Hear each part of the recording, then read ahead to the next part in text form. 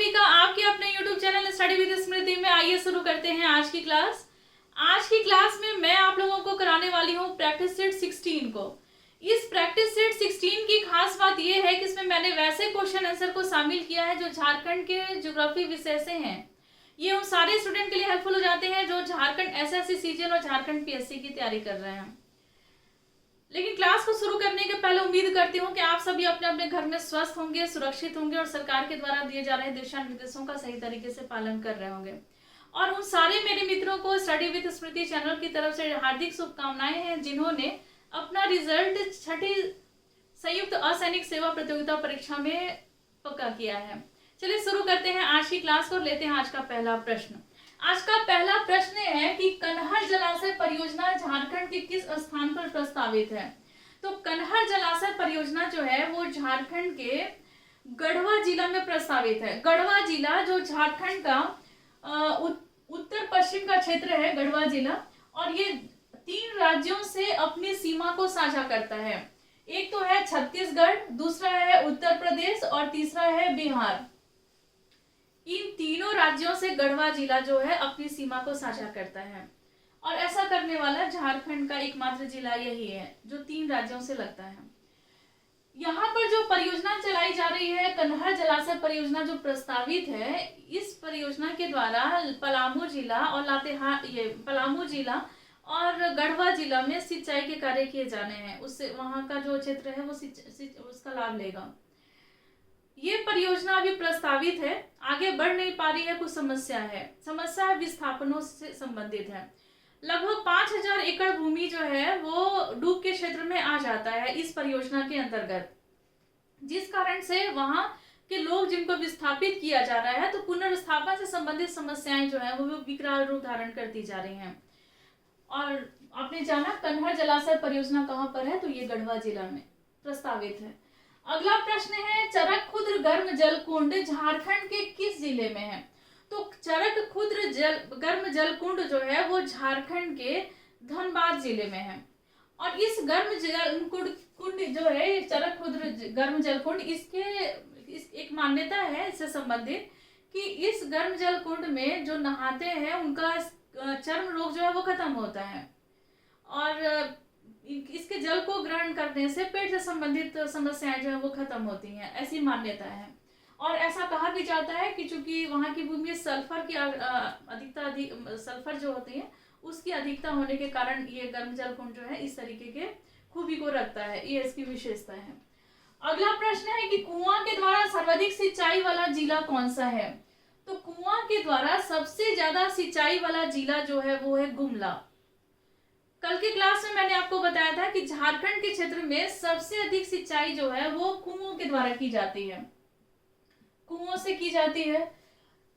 और अन्य माध्यम का भी प्रयोग किया जाता है, जैसे कि नलकूप का भी प्रयोग किया जाता है, नहरों का भी प्रयोग किया जाता है सिंचाई के लिए, और तालाबों का भी किया जाता है। नलकूप के द्वारा सबसे अधिक सिंचाई जो होती है वो लोहरदगा में होती है। नहरों के द्वारा सबसे अधिक सिंचाई सिंहभूम में होती है और तालाबों के द्वारा सबसे ज्यादा सिंचाई होती है देवघर में। आप इसको भी याद रखेंगे। यहाँ पर तो एक एग्जांपल है कि ऐसे प्रश्न पूछे जा सकते हैं, कुओं से भी पूछे जा सकते हैं तो नहरों से भी पूछे जा सकते हैं। तो कुओं के द्वारा सर्वाधिक सिंचाई वाला जिला कौन सा है, तो ये हो गया गुमला। अगला प्रश्न है कि चांडिल डैम और खरकई बैराज का निर्माण किस परियोजना के अंतर्गत किया गया है। तो झारखंड के क्षेत्र में कई बहुउद्देशीय नदी घाटी परियोजनाएं जो है वो चलाई जा रही हैं। इसमें दामोदर घाटी परियोजना का प्रथम स्थान आता है। उसी प्रकार से स्वर्ण रेखा नदी घाटी परियोजना भी झारखंड में चलाई जा रही है, जो स्वर्ण रेखा नदी और उसकी सहायक नदियों पर वो परियोजना जो चलाई जा रही है। तो उसी में चांडिल डैम और खरकई बैराज का भी निर्माण किया गया है। तो स्वर्ण रेखा नदी घाटी परियोजना के अंतर्गत इन दोनों का निर्माण किया गया है। अगला प्रश्न है कि वेनेडियम का उत्खनन राज्य के किस क्षेत्र में सर्वाधिक होता है। तो वेनेडियम का उत्खनन राज्य के दुबला-बेटा और दुबला-पारा, ये दोनों जो सिंहभूम के क्षेत्र में आते हैं, यहाँ पर वेनेडियम का उत्पादन सर्वाधिक होता है झारखंड के क्षेत्र में। अगला प्रश्न है कि प्रसिद्ध लोहे की खान चिरिया झारखंड के किस जिले में है। तो चिरिया जो है वो लोहे की खान के लिए विश्व प्रसिद्ध है और यह झारखंड के पश्चिमी सिंहभूम के क्षेत्र में है। झारखंड का जो पश्चिमी सिंहभूम का क्षेत्र है वहां धारवाड़ क्रम की चट्टानें जो है वो पाई जाती हैं। और इन धारवाड़ क्रम की चट्टानों की खास बात यह है कि इसमें लोहे अधिक पाए जाते हैं, लौह अयस्क ज्यादा पाया जाता है। और झारखंड के इस धारवाड़ क्रम की चट्टानों में जो पश्चिमी सिंहभूम के दक्षिण के क्षेत्र में आते हैं, यहाँ पर हेमेटाइट और मैग्नेटाइट प्रकार के लोहे जो है वो पाए जाते हैं। और ये चिड़िया का खान जो है वो लौह अयस्क के लिए काफी सुप्रसिद्ध है, चिड़िया की खान। अगला प्रश्न है कि झारखंड राज्य का कौन सा जिला लौह अयस्क का प्रमुख क्षेत्र है? तो झारखंड का जो पश्चिमी सिंहभूम का क्षेत्र जो है वो लौह अयस्क के लिए विश्व प्रसिद्ध है। यहाँ पर हेमेटाइट और मैग्नेटाइट प्रकार के लोहे पाए जाते हैं, लौह अयस्क पाए जाते हैं, और सबसे ज्यादा तो हेमेटाइट प्रकार का लौह अयस्क जो है वो पाया जाता है। कुछ अलग अलग क्षेत्र हैं, जैसे कि मैं आपको बताती हूँ कौन कौन सा ऐसा क्षेत्र है जहां पर पश्चिमी सिंहभूम में लोहे के खनन किए जाते, लौह अयस्क के खनन किए जाते हैं। तो वो है जैसे हेमेटाइट प्रकार के लौह अयस्क जो है वो पाए जाते हैं नोवामुंडी से पंसरिया, गुआ, बड़ान जादा और नाटुबुरो, ये बहुत ज्यादा महत्वपूर्ण स्थान है। और उसमें चिड़िया की खान भी जो है वो प्रसिद्ध है। मैग्नेटाइट प्रकार के जो लोहे हैं वो पाए जाते हैं कोटवार पहाड़ से, पोरा पहाड़ से, सिंधुपुर और कुदाद से। इन क्षेत्र से मैग्नेटाइट प्रकार के लौह अयस्क जो है वो पाए जाते हैं। और ये जो नाम मैंने बताया, नोवामुंडी भी बहुत विशेष स्थान रखता है लौह अयस्क के लिए। इन सभी नामों को भी याद करना होगा। जैसे कि ये प्रश्न जो है वो जेपीएससी में ये प्रश्न पूछा जा चुका है, तो ऐसे ही अन्य खानों से भी प्रश्न पूछे जा सकते हैं। इसीलिए जो जितने भी खान हैं, चाहे वो तांबा अयस्क के लिए हो, लौह अयस्क के लिए हो, कोयले के लिए हो, उन सभी के नाम आप, या अन्य जो जैसे अभी दुबला बेटा और दुबला पाड़ा के बारे में मैंने बताया जो वेनेडियम के लिए है, इन सभी ये सभी नामों को भी आप याद रखेंगे। एक एक प्रश्न जो है वो इम्पोर्टेंट है। अगला प्रश्न है कि मुसाबनी, धोबनी, सुरादा, घाटशिला, राखा, केदाडी, पत्थरगोड़ा की खाने किस खनिज के लिए विश्वविख्यात हैं? तो ये सभी नाम आप याद रखेंगे, मुसाबनी, धोबनी, सुरादा, घाटशिला, राखा, केदाडी, पत्थरगोड़ा। तो ये क्यों प्रसिद्ध है ये सभी? तो ये तांबा अयस्क के लिए प्रसिद्ध है। ये तांबा अयस्क के लिए ये सभी प्रसिद्ध हैं। तांबा अयस्क जो है वो अग्नेय चट्टान और सादी चट्टान और कैंथरी चट्टानों से पाए जाते हैं। तांबा अयस्क झारखंड में भी ये काफी विश्व प्रसिद्ध। और ये सभी जो खाने हैं इनसे खनन के कार्य 1924 ईस्वी में शुरू किए गए। 1924 में खनन के कार्य यहाँ से शुरू किए गए हैं। हिंदुस्तान कॉपर, और क्या नाम है इसका, हिंदुस्तान कॉपर कॉम्प्लेक्स के द्वारा यहाँ से खनन के कार्य जो है वो शुरू किए गए हैं। अगला प्रश्न है कि झारखंड में बिजली की प्रति व्यक्ति उपलब्धता का औसत कितना प्रतिशत है? तो प्रति व्यक्ति बिजली की उपलब्धता का औसत जो है वो 5.4% है। अगला प्रश्न है कि चिर्रा, लावा, केदार तथा कोक किसकी सहायक नदी है? तो सहायक नदियों से प्रश्न अधिकतर पूछे जाते हैं। तो ये जो चिर्रा, लावा, केदार तथा कोक जो है ये शंख नदी की सहायक नदियां हैं। शंख नदी जिसका उद्गम स्थल गुमला के चैनपुर प्रखंड से है और इसका मुहाना दक्षिणी कोयल है, इसकी सहायक नदियां कौन कौन सी हैं? चिर्रा, लावा, केदार तथा कोक इसकी सहायक नदियां हैं। अगला प्रश्न जो है वो है क्षेत्रफल की दृष्टि से झारखंड का सबसे बड़ा प्रमंडल कौन सा है? तो क्षेत्रफल की दृष्टि से झारखंड का सबसे बड़ा प्रमंडल जो है वो उत्तरी छोटानागपुर प्रमंडल है। झारखंड में कुल 5 प्रमंडल हैं। कौन कौन से? तो ये है पलामू, उत्तरी छोटानागपुर, दक्षिणी छोटानागपुर, संथाल परगना और कोल्हान।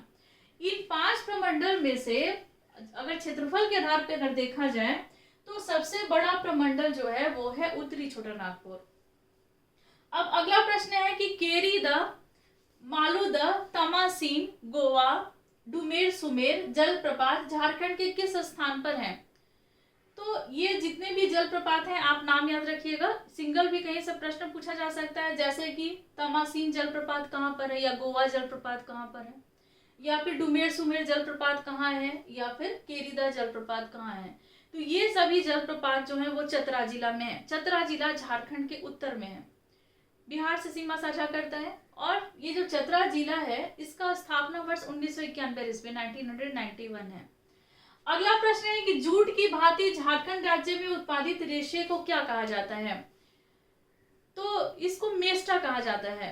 और इसका उत्पादन झारखंड में होता है। और जूट से बहुत सारे ऐसे घरेलू उपयोग के सामान बनाए जाते हैं और काफ़ी इको फ्रेंडली होते हैं। तो इसका जूट से संबंधित सामग्री भी झारखंड में बहुत सारे बनाए जाते हैं और इनका निर्यात भी किया जाता है। और इनके ही संबंधित एक और रेशे उत्पादित किए जाते हैं झारखंड में, जिसको मेस्टा कहते हैं, मेस्टा। अगला प्रश्न है कि दिए गए अभ्यारण्य और उनके क्षेत्र में गलत मिलान की पहचान करें। कौन सा मिलान गलत है? ऑप्शन नंबर ए है महुआ टाट भेड़िया अभ्यारण्य, ये लातेहार में है, तो ये बिल्कुल सही है। महुआ टाट भेड़िया अभ्यारण्य कहाँ पर है? तो ये लातेहार में है। नेक्स्ट है तोपचाची अभ्यारण्य, ये कहाँ पर है? तो ये भी धनबाद में है, ये धनबाद में है तोपचाची अभ्यारण्य। नेक्स्ट है लावालौंग अभ्यारण्य, ये चतरा में है। चतरा का स्थापना वर्ष 1991 ईस्वी। यहाँ पर केरीदा, मालूदा, तमासीन, गोवा, डुमेर, सुमेर जलप्रपात पाए जाते हैं और यहाँ पर ही लावालौंग अभ्यारण्य भी है चतरा में। नेक्स्ट है पालकोट अभ्यारण्य गिरिडीह, ये गलत है। पालकोट अभ्यारण्य जो है वो गुमला में है, गिरिडीह में नहीं है, तो ये ऑप्शन जो है डी नंबर ये गलत है। नेक्स्ट प्रश्न है कि उधवा झील पक्षी विहार झारखंड के किस जिले में स्थित है? तो उधवा झील पक्षी विहार जो है वो झारखंड के साहेबगंज में स्थित है। साहेबगंज झारखंड का उत्तर पूर्वी क्षेत्र। गंगा नदी जो है वो वहां पर एकमात्र वो जगह है साहेबगंज का क्षेत्र जहां से गंगा नदी जो है वो गुजरती है। उधवा झील पक्षी विहार झारखंड के साहेबगंज में है। विदेशी पक्षियों का आगमन यहाँ पर होता है प्रत्येक वर्ष। अगला प्रश्न है कि झारखंड राज्य का दूसरा सबसे बड़ा पक्षी विहार बिहंग किस अभ्यारण्य के बीच में स्थित है? तो झारखंड में एक दालमा अभ्यारण्य है जो हाथी परियोजना के लिए विश्वविख्यात है और हाथी के लिए ये फेमस है, दालमा अभ्यारण्य। झारखंड राज्य का ये दूसरा सबसे बड़ा जो पक्षी विहार है बिहंग, वो दालमा अभ्यारण्य के बीच में ही है। अगला प्रश्न है कि सिकनी कोयला परियोजना झारखंड के किस जिले में है? तो सिकनी कोयला परियोजना झारखंड के लातेहार में है। तो इस प्रकार से आज मैंने 17 क्वेश्चन आंसर को कराया और ये झारखंड से संबंधित कुछ इंपॉर्टेंट क्वेश्चन, झारखंड के ज्योग्राफी से संबंधित ये क्वेश्चन आंसर थे। अगर आपको इसके प्रैक्टिस सेट के पीडीएफ चाहिए तो आप मेरे टेलीग्राम के ग्रुप से जुड़ जाइए। डिस्क्रिप्शन बॉक्स में मैं टेलीग्राम ग्रुप का जो लिंक है वो शेयर कर दूंगी। तो आज की क्लास में बस इतना ही, मिलता हूँ नेक्स्ट क्लास में, लेते हैं आपसे विदा, धन्यवाद।